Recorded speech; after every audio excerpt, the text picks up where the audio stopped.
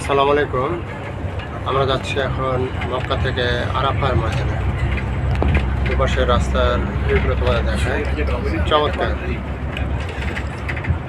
রাস্তার দুপাশে সুবিশাল পাহাড়, আইল্যান্ডে খেজুর গাছ লাগানো আছে।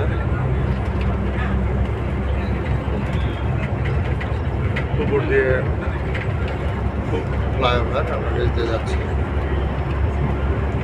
চমৎকার ব্যবস্থাপনা, রাস্তাগুলো এত সুন্দর, মসৃণ।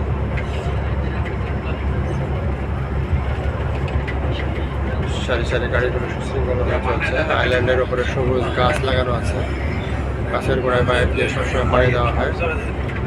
বাইরে থেকে মাটি নিয়ে এসে এগুলো লাগানো হয়েছে।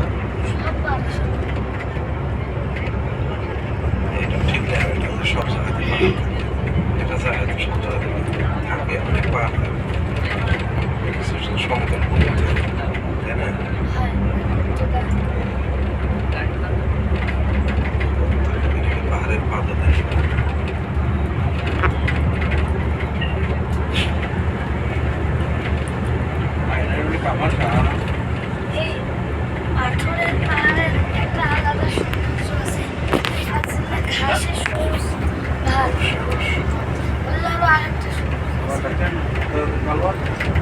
আসলে পাহাড়গুলোতে কোনো গাছপালা জন্মায় না, এগুলোকে বলা হয় নেড়া পাহাড়।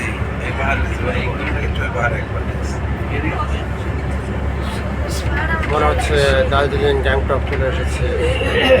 দার্জিলিং গ্যাংটকে যে পাহাড় পর্বত দেখেছিলাম, মক্কা পুরোটাই যে পর্বতময়, ধারণা প্রথমে ছিল না। চোখে দেখে এখন প্রমাণিত হলো যে পর্বত আর টিলাময় হচ্ছে মক্কানগরে। মক্কার মানুষ আমাদের প্রিয় নবীকে চিনতে পারে না, তাকে হিজরত করে চলে যেতে হয়েছিল মদিনায়।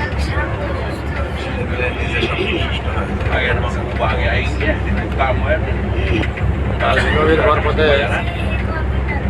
মক্কা শহর বরকতময়, কত বিশাল বিশাল বিল্ডিং, হোটেল, ব্যবসা বাণিজ্য, কত কিছু তৈরি হয়েছে আমাদের নবীর ওসিলায়। বিশাল পাহাড়, পাহাড়ের উপরে আমার টাওয়ার তুলেছে। আমি এনার্জি ওষুধ খাচ্ছি, খাবো, খাই না। তাই যে অবস্থা 3:30 শুরু হয়েছে এখন আস্তে আস্তে আস্তে আস্তে গেলাম প্রায় 60 বেজে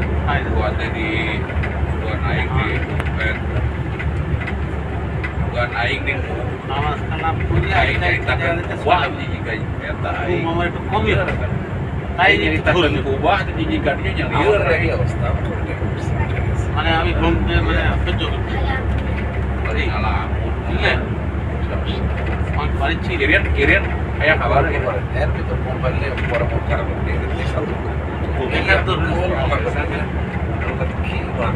কি বানায় আল্লাহ পাহাড় কেন পাহাড় দিছে ঢাল শুরু দেখার ঢাল শুরু আল্লাহ নিয়ত পাহাড় দিছে যে দুনিয়া ভারসাম্যকে রক্ষা করে। হ্যাঁ দুনিয়া তো একটা পানির উপরে ফাটিচ্ছে।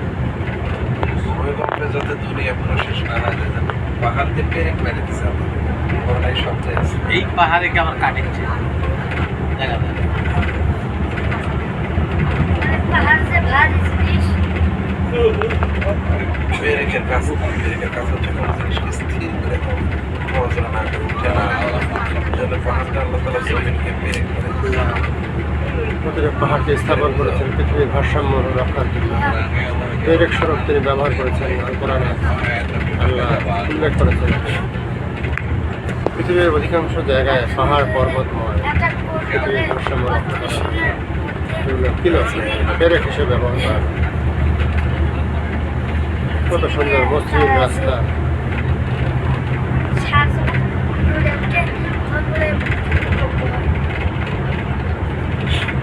Okay, friends, thanks for watching my friends.